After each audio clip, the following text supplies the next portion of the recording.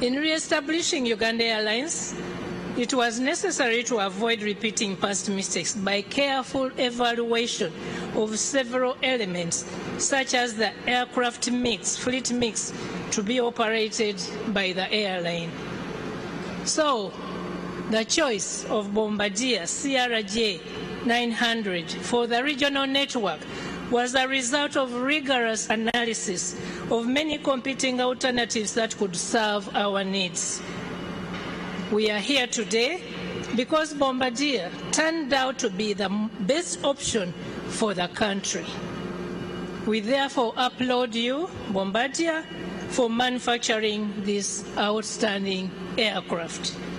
I'd like to profoundly thank Bombardier for fulfilling its obligations and for organizing this very colorful and historic event. I thank all of you for coming to celebrate and be part of this historical event. And above all, I thank God for bringing us this far. Thank you.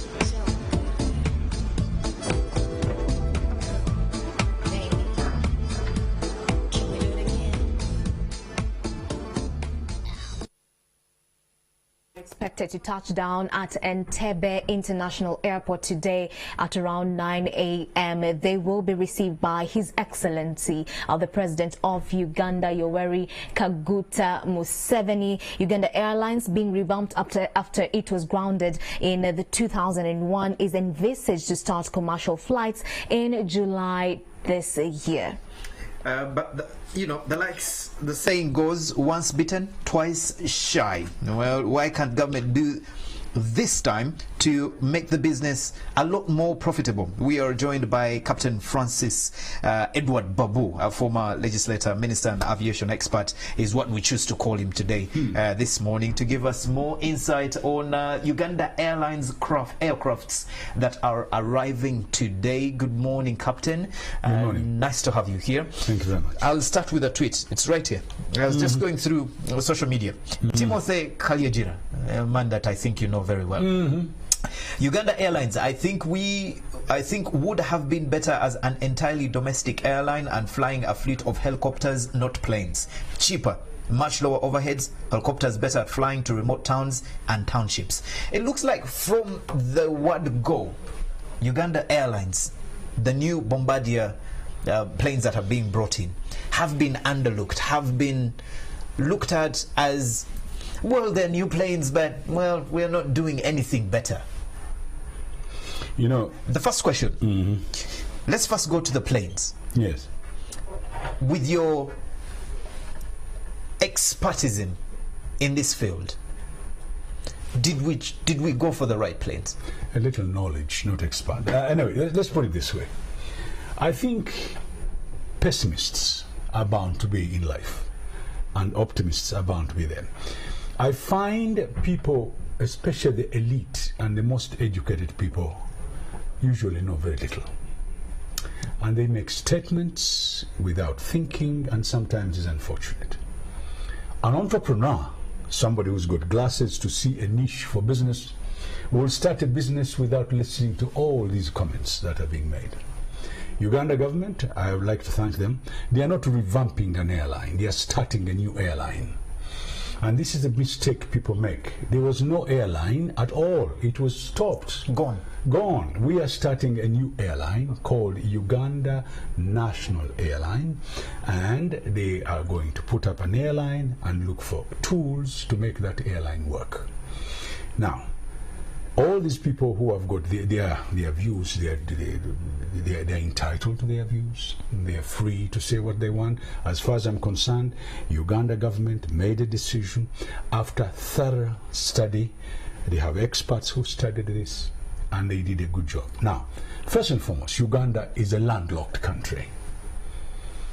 If they locked our borders, the only way out we have is Entebbe Airport or Gulu or whatever it is. That's one point. Secondly, Uganda is in a fantastic location. We're between the north and the south.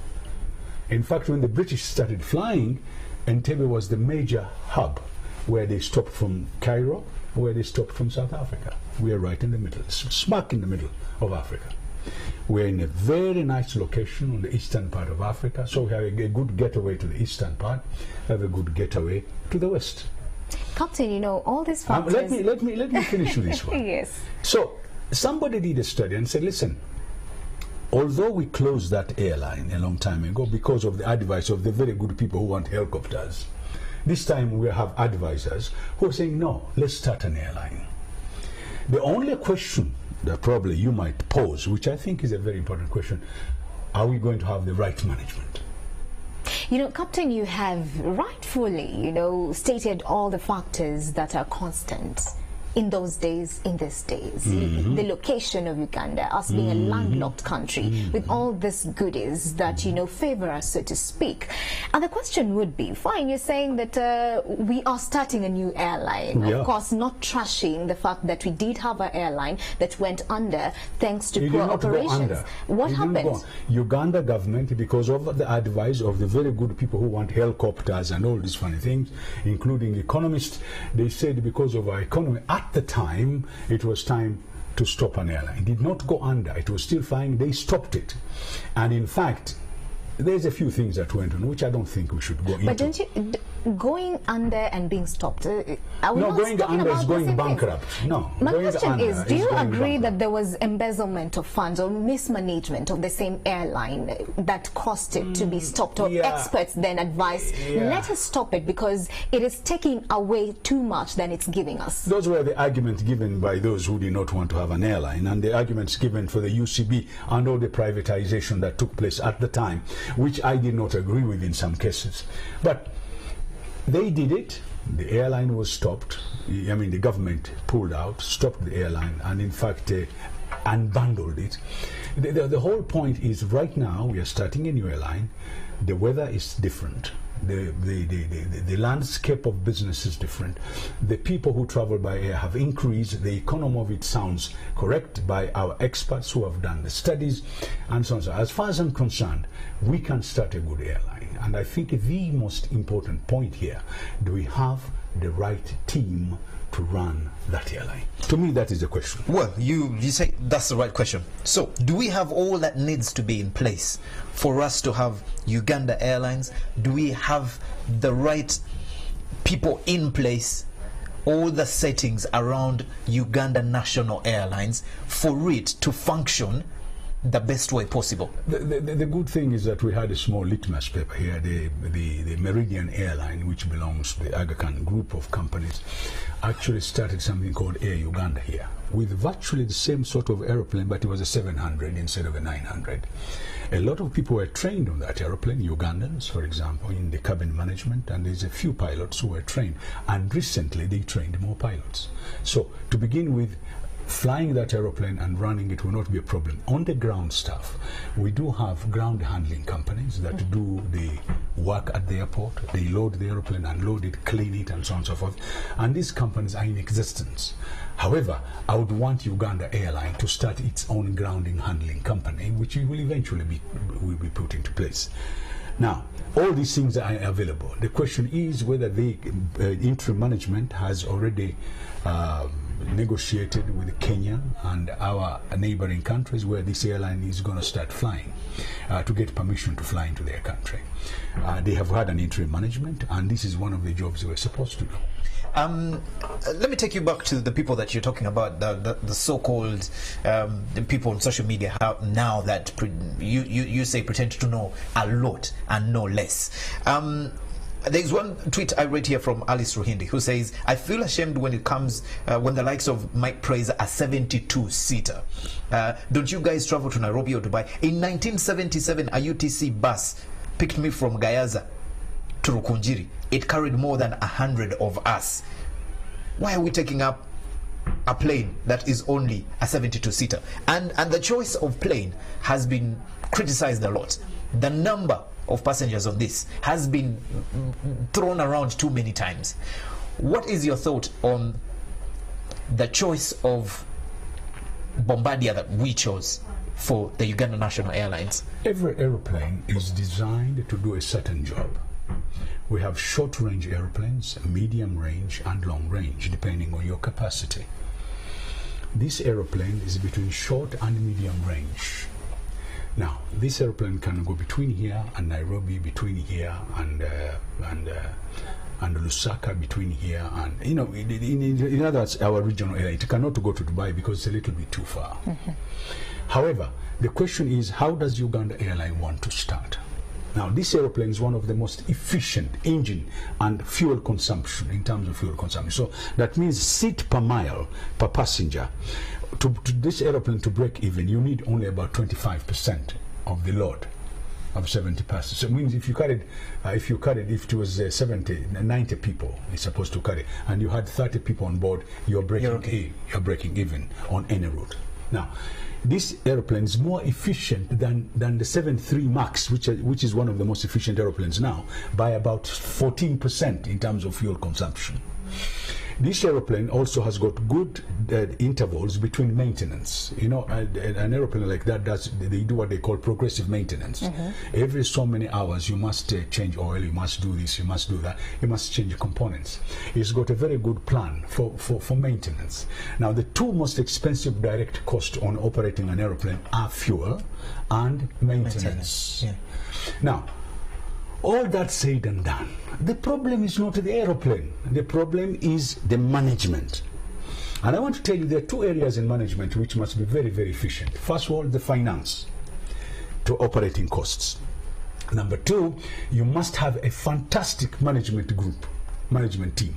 Why? That aeroplane will not fly empty. They are the ones who put passengers in the seats. Now, the number of 70 for a short range is fantastic. That's 55 minutes, 1 hour, 2 hours is fantastic, because that's a reasonable number of passengers you can market. And if there are more passengers, it means you have more frequencies of the same airplane. Now, it depends on people who really do the marketing and how you want to fly that airplane. I'm not worried about numbers on short range. I'm worried about numbers on long range. Captain, initially we were supposed to purchase 6 aircrafts that would have costed us, 2.6 trillion Uganda shillings. That's to the taxpayer. Well, we have the 2 birds that are going to touch down today at around 9 a.m. And questions have been, coming time and again. And of course, it's been, faced with a lot of criticism. Being an entrepreneur, now my question would be to you. Passenger birds or cargo birds, what would help us break even much faster? There's also a misconception about cargo. This country has got very little cargo. They have about 100 tons a week. 100 tons a week is 1747. Now, if you keep on saying cargo, you want first of all to tell me what cargo comes to this country and what goes out. And there's some experts, again, our experts, I call them quack experts. Cargo, no. An airline like Uganda Airlines starts with passenger and then eventually goes to cargo. What's the reasoning behind it? Yeah, now Uganda Airlines can start a cargo department, and they can hire space on different airlines, big aeroplanes like a 747. If Uganda Airlines sold 100 tons, they can get these aeroplanes that are going back to the north to take their cargo, and they would make a percentage out of it until they've got enough cargo to carry. Now, Ethiopian Airlines has got a cargo department, and they have gone, if you like, they've gone further in flower growing, because they've got volcanic earth around Ethiopia, around Addis Ababa, and they have given special rates to the flower people to take their flower to Amsterdam, which is the world center for flowers.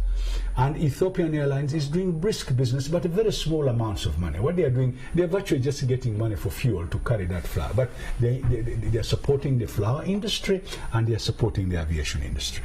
Now, that again is marketing. Now, I do not agree with those that we should start with cargo. No. You could have started with cargo six years ago by having a company that does cargo work, which we can start. But do you agree that we have a lot of agricultural output that a majority of, farmers are crying foul, saying that we have a lot of output? Some of this food goes bad because we do not have access to such services, our products going out of the country. Don't you think that would be the most ideal entry point, just for us to focus our energies on where we're strong at in terms of exports? I'm tired of fake news. That is fake news. The quality of some of our agricultural product is way below the quality in Europe. Captain, are you trying to downplay our agricultural sector? I'm coming. Mm-hmm. You have countries around northwest there. They are former Spanish islands that will grow fantastic food, which is very near Europe. Things like tomatoes and things like that. We are competing with those groups. If you want to compete with those people, first and foremost, how do you deliver? Right now, one of the biggest problems we have, the few people who have grown vegetable at a very high standard have managed to take them, but they are having problem paying for the rate to take them to Europe, and how much they are getting paid in Europe after they have delivered. So at the end of the day, the margins are so small that the effort you go through is too much of a problem. The other market we used to have, which was very good, is the Dubai market. Mm-hmm. But Dubai has a lot of agriculture products from Australia and some of those countries that you are competing in a very, very, very fast-growing market. Now, to be able to get to their level, we can. We've got to make an effort here to produce the right thing. But to go to Dubai now, you don't need an aeroplane. All these big aeroplanes which are coming from Dubai can give you space to take your stuff to that place. And Qatar. At what cost? At a very low cost. Because what is a very low cost, Captain? Well, they are between $1.8 per kilogram to about $2.50. Don't you think a national carrier would take that cost down for the farmer? But national carrier is not yet there. It's already here. We are having them landing here, but the question has been, why are we having passenger crafts instead of cargo dreams which are not there? You have not even started flying. You are talking about putting... We're going to start flying in July, Captain. That's why I told you, your management will be able to look into that department of cargo. They will be able to look into it and assess it and see how they can do it. Either they start by using other people's space, or eventually they get an aeroplane by them. So that's an aeroplane which is completely different, and which, in my opinion, at the moment, I don't think Uganda Airlines should even attempt to buy. I don't even agree, by the way. I am one of those. You said people were pessimistic. I am pessimistic why we bought an aeroplane, why we didn't lease them. Now, that is my view. But my other friends thought that buying an aeroplane was the best idea. They have invested in an asset, which I would not refuse. As a reasonable businessman, I would not have invested in an asset. I should have started a business using wet leased aeroplanes and eventually buy the aeroplanes. Why didn't you give them that piece of advice then? I did. What happened? Well, you see, I told you I was not an expert. They thought mine was not the best idea. Captain, we are talking 6 planes for starters. And 2 are coming in today, and the question remains, we're looking at regional travel. Is that the best bit of business right now? Is in the region, do we have enough numbers to support this airline, of course, putting into consideration that it's not the only airline that's going to be in the region, is that base has the research been done enough that we have enough travelers in the region to take these 6 planes that we have ordered for? No, not all 6 planes are going to be in the region. You're going to go a little bit wider.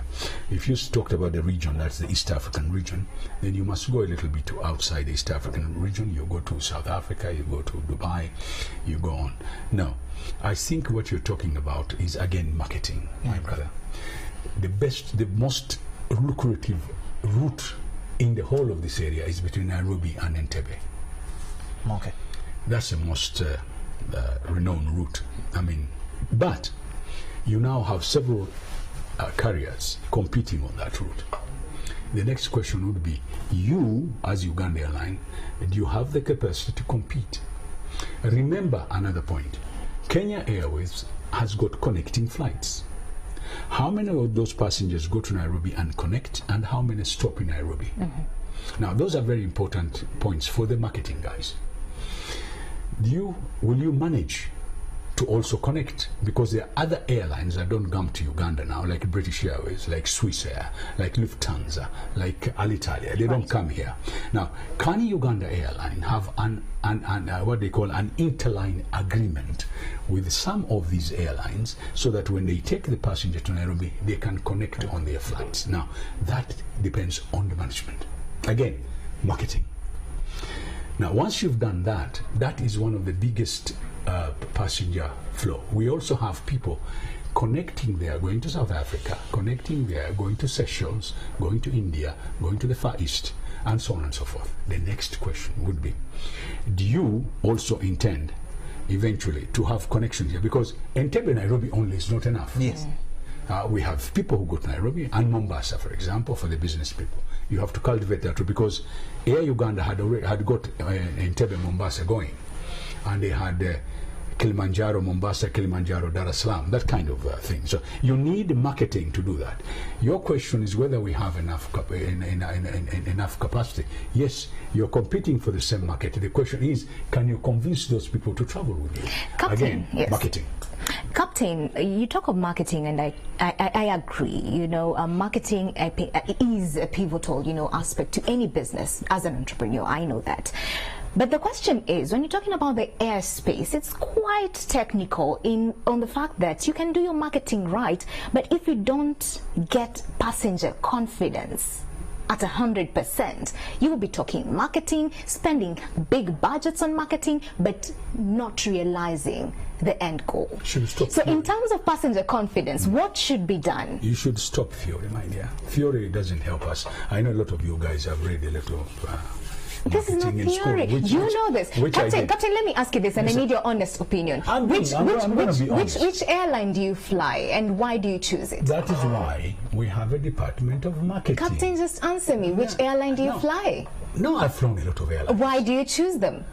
Oh, for many reasons. For example, me, I don't like flights that stop in between. I want direct flights. That's point number one. Number two, I like a comfortable in-flight service. Number three, I like on-time performance. And number four, if we do stop somewhere, I like to be treated as a passenger. I should be treated. So a lot of things come into play. Where does safety come in? Oh, safety comes in. Why do you think? Is it your first priority? Why do you think Uganda will not have safety? No, please, never use that word again. I think it's an abuse to our intelligence as Ugandans. Our pilots are very highly trained. Our engineers are very highly trained. Please. We agree, Captain. Don't ever. In fact, I have had that crap from some people. All right, that we agree, Captain. Today we have airline pilots, Ugandan pilots, flying in Etihad, flying in Emirates, flying on 777, and they have done a fantastic job. Saudi Arabian airline, a few Ugandans have just retired who've done very, very well. But my question so safety, is, Captain, I totally agree. My question is, Captain, when we talk about passenger confidence, that is intertwined with matters to do with safety. We agree. I mean, Uganda has the best captains across the globe, but sending that message to the hearts of the public, the citizens. What should be done to ensure that we get it right, that we woo a majority, not just in the country, but across the globe, for them to believe in us in that aspect? Why? I've told you we have a good marketing department. I told you marketing team is very important. You have not understood where I'm coming from. All right. They're the ones to put out all this information so that people know that we have a Uganda airline that has got very nice airplanes. They've got very good safety, even the insurance, by the way. Correct. Before we fly those airplanes, the insurance will have to check whether we've got the right safety standards, and then they will give us an insurance. The better safety standards you have, the cheaper the insurance. And that will decide, they will give us a category, and that will be public knowledge. The next thing is that we've got to see how our maintenance is, because you've got to have very good maintenance. Now that is safety, very important one. But the rest, if you talk about the safety of an aeroplane, this aeroplane is very, very good. It's got a very good flying record. So they've not had a lot of problems with it. Now they've got three types. They have 700, 900, and 1000. Correct. Now this 900 is probably one of the best performers they have, and they've done a very good job so far. Now for short medium range, this is a very good airplane. It is safe, and I would have loved to sit in it and try it out. I suppose it's one of good modern equipment, because I saw the interior, very good. So I have no problem with safety. Captain, we have Jumbo Jet, Rwanda Air, we have Kenya Airways, we have South African Airways, we have Emirates. Did we need, as a nation, to have a nation carrier? How many banks do we have in this country? Many, several of them. Was it a priority for us? I think that has answered your question. Was it a priority for us? Yes. With all that? At this time, this is the right time to start an airline, because our neighbors are taking the cream, and they are doing a very good job. We can do a very good job, and I can assure you, when they were stopping that airline, I was the one who completely resisted. They even tried to make a South African company become up, and I resisted that one. The whole point is, I told them, and this is a misconception a lot of our specialists have. There is no airline successful in the world that has not been started by government or have been assisted by government. And I'll give you an example. The most successful airline now, and one of the best profit makers in the world, is El Al, Israeli Airlines. That is strictly run by government. Ethiopian Airlines, strictly run by government, but started by people with a good team. So what you need is a good team to start an airline. Emirates, government. Air India has had a very nice, interesting story. It has gone between Tata and the government. Tata started it, the government took it over, Tata took it back, then now government has taken it over again. Now, that is because I do not agree with these people who say that the government does not take part in business. The most successful countries in industries that cannot run by private sector, they've been run by government. And I give you the Israeli aircraft industry was started by the Israeli government and still being supported, and they are subsidized by government. There's a reason why you do it. You do it because you want to create know-how, you want your people to get employment, and you want your country to be at the same level in the globalized world. It comes at a time when we're having issues internally here in the region. Bilateral agreements have been in countries here. We're having troubles with Rwanda, cross-border troubles. Do you think it comes in at the right time? Rwanda is still flying in Entebbe, and it's carrying passengers.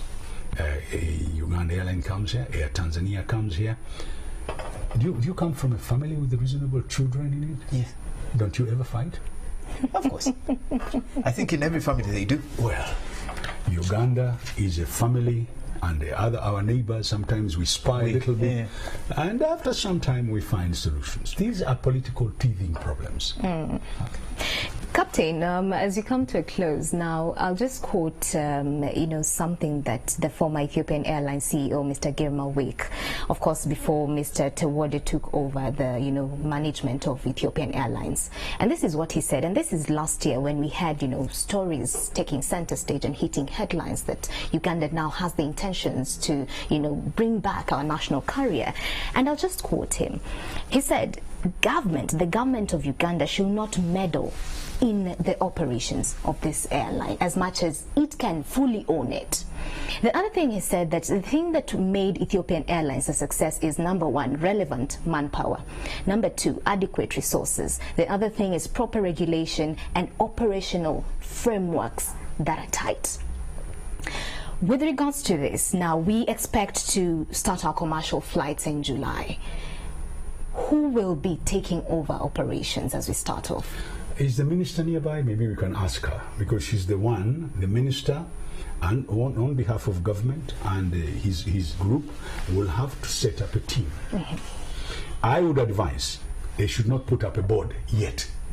They should get a team to get the foundation started. They can bring the board afterwards to come and sit in the air-conditioned rooms and start talking all sorts of things. She was right. The Ethiopian Airlines former CEO was right. Government, when they start this, immediately they set up, they should keep away, and if they want, they can be overseers. No, they can get reports every week, every 2 weeks, every month.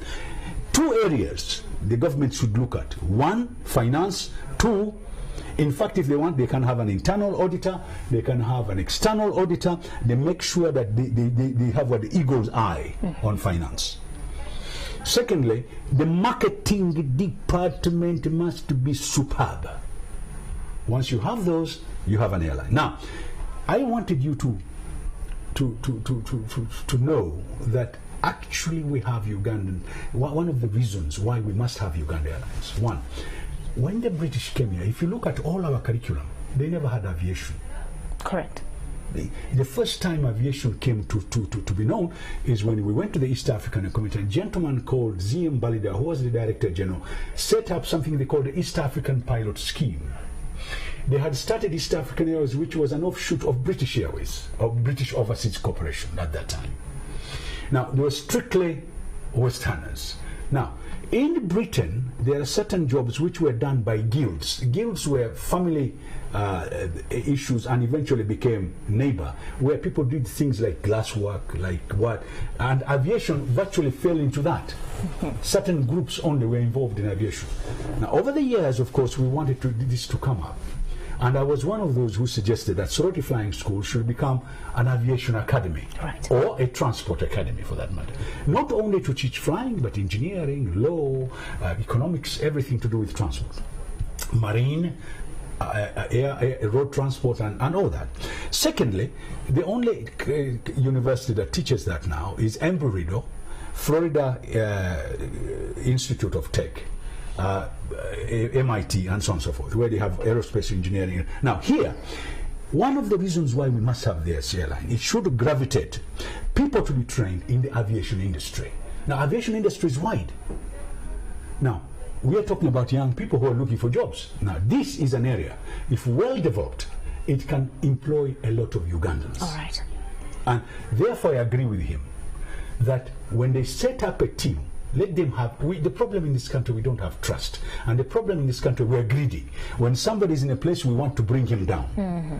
You know, we are fantastic in bringing our brothers down. We are fantastic in lying about our brothers. We are fantastic in using this word corruption, even against those who are not bad. So if we can change our attitude now, for the sake of our children and our grandchildren, we can set up a fantastic industry, and the aviation industry is a very good industry. Right. Last question, Captain, for an ordinary Ugandan that is probably, would say, is not that interested in Uganda National Airlines. Just an ordinary Ugandan. What benefits do you look at them getting from this airline? Let's start from my village, where we are farmers. Yeah. If we can get the people there to grow the right vegetables to look after animals, to produce milk, which eventually, but Uganda now is one of the best, is one of the leading milk producers in East Africa, and get sure that all this is sold into these aviation companies in our catering and all that. That man in the village will now have a connection to that airline. Correct. The eggs, everything that we grow, his children, if they study hard and they go into aviation, they can become pilots. His children can become cabin crew. His children can go into the communication department. So it's a big industry. That is hoping that this is not turned into another state house where we have almost 90% of the furniture. I don't like this propaganda. It is not propaganda. Don't ever talk about state house unless if you've got facts. Let's not go to propaganda. Let's talk about facts. If you're talking about nepotism, that Ugandans generally have got nepotism, I'll agree with you. But not only State House. I know of ministries where somebody comes from an area and everybody in the ministry comes from the same area. So let us not use only the word State House. Okay. If State House has got a problem, then let's point it out. And let's give facts. What I don't like, and I'm getting this, and it begins to disappoint me. I know somebody from the East is strong in a ministry, everybody's from the East. Somebody's in a university, everybody's from the East. It's not only State House. Yes. Now, that is actually in political science, where they talk about a human being is a social animal. Starts with the family, goes with the friends, from friends, then create. Now, that nepotism is there. I agree with you. Okay, thank you very much, Captain Edward Francis Babu, for joining us this morning. That's very, very good insight on Uganda Airlines. Of course, we are looking forward to these Bombardier planes that are going to be landing this morning, and we're looking forward to Uganda National Airlines kicking off in July. And hopefully, with your insight on these planes and what needs to be done, hopefully we can have a prosperous Uganda National Airlines. Let's become positive. Yes. We can't be negative all the time. Let us be positive and say, all right, Uganda Airlines has done that. How can we make it successful? All right. And that's not only that. Even the hospital in Roa, how do we make it successful? They have agreed to be put there. Let us support them to put there and criticize them if something goes wrong. All right. Thank you so much, Captain. Thank you very much, Captain. Captain Edward Francis Babu joining us this morning for our TechNote conversation. Thank you very much again, Captain. Glad to have you here to share. I'm allowed to share. I can see the. Yes, you are allowed. Right about now, she's like that. She's like that. Yes, she is. Right about now, let's join Stephen Bide is out on the road to give us a traffic update. He's in Chitintale on Spring Road. Stephen Bide, good morning. How is Spring Road looking like this morning? Did he survive tear gas yesterday? Yeah, yes, he did. Yes, he did. Good morning to you once again. I'm here at the Spring Road. This is exactly the junction of coming as you drive from Chitintale. This other side is Mutungo as you come from Nambole, Chireka, Chinawataka side as you connect towards this junction of